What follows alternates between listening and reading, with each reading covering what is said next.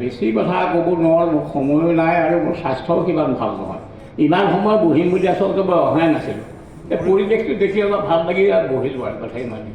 গাটো সিমান ঠিক নহয়, বয়সে দিগদাৰী কৰিছে বৰ। নাই নাই, উদ্যম ৰাখক। 92 বছৰ বয়স, ধেমালি নেকি? 100 বছৰ পাৰ হ'ব লাগিব। এতিয়া কথা হ'ল কি, বহুত আলোচনা হৈছে, ভাল হৈছে, এনেকুৱা আলোচনা খুব প্ৰয়োজন, খুবেই প্ৰয়োজন। সত্ৰ মহাসভাত মই প্ৰথম সোমাইছিলোঁ 1992 চনত। 92 চনৰ পৰা 2003 চনমানলৈকে মই সত্ৰ মহাসভাৰ লগত খুব ওতঃপ্ৰোতভাৱে জড়িত হৈ আছিলোঁ।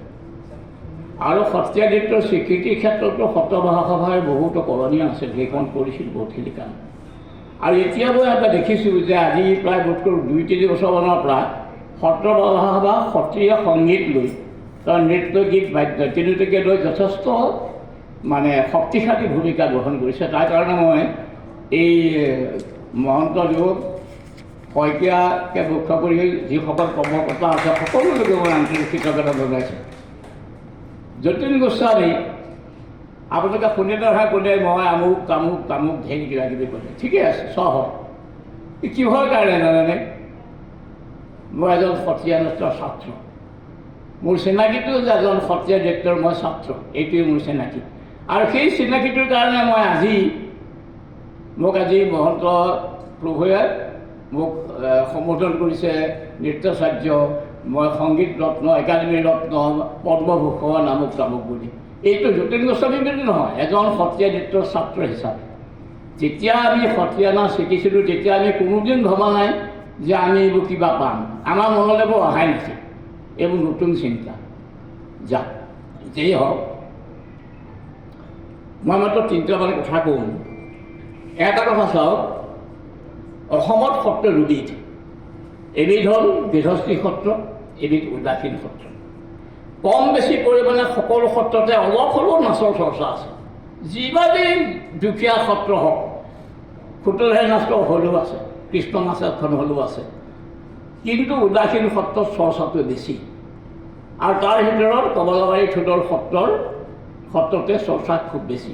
কমলাবাৰী ঠোদৰ সত্ৰ হ'ল 7খন, মানে হয়নে 7খন, কমলাবাৰী ঠোদৰ 7খন সত্ৰ। মানে পুৰণা কমলাবাৰী, নতুন কমলাবাৰী, উত্তৰ কমলাবাৰী, ভোগপুৰ, জৰাবাৰী, বদুলা আৰু বেলগুৰি, এই 7খন হৈছে কমলাবাৰী ঠোদৰ সত্ৰ। আৰু সংগীত একাডেমীয়ে স্বীকৃতি দিছিলে কমলাবাৰী ঠোদৰ নাচখিনি। তেতিয়া কোনো নাচ ওলাই অহা নাই, কোনো নাচে নাজানিব কোনেও।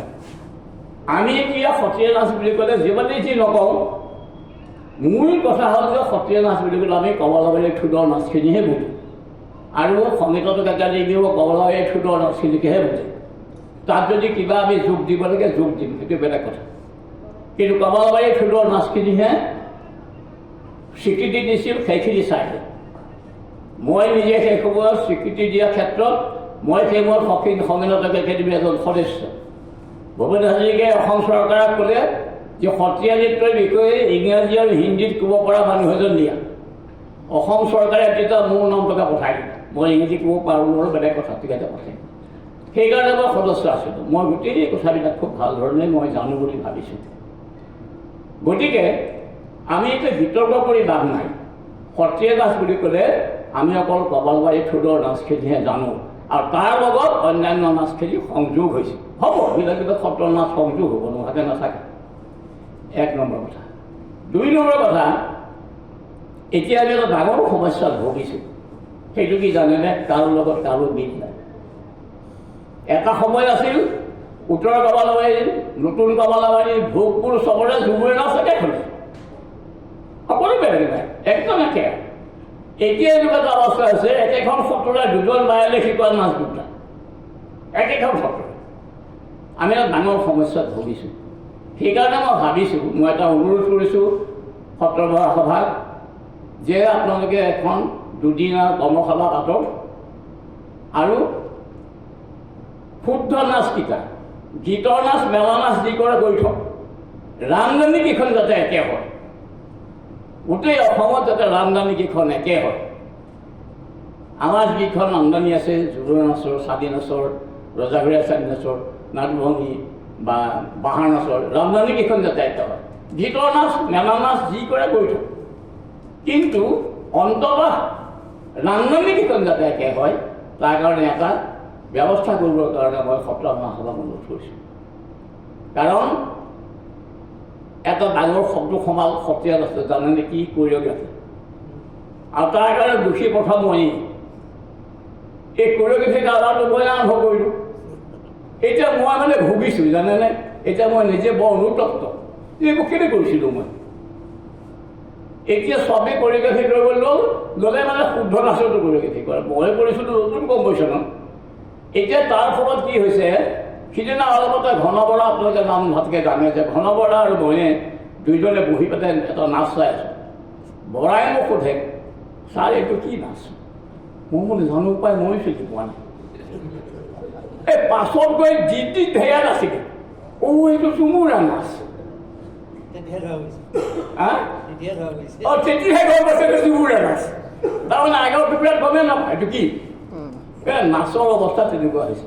গতিকে সত্ৰ মহাসভা যদি অন্ততঃ ৰামধেমালি কেইখন যদি একে কৰিব পাৰে খুব ডাঙৰ কথা হয়। এতিয়া আপোনালোকে চাব, ইয়াত যিসকল গুৰু আছে তেখেতসকলে যদি নাচে ৰামধেমালিবোৰ বেলেগ হ'ব, নিমিলিব।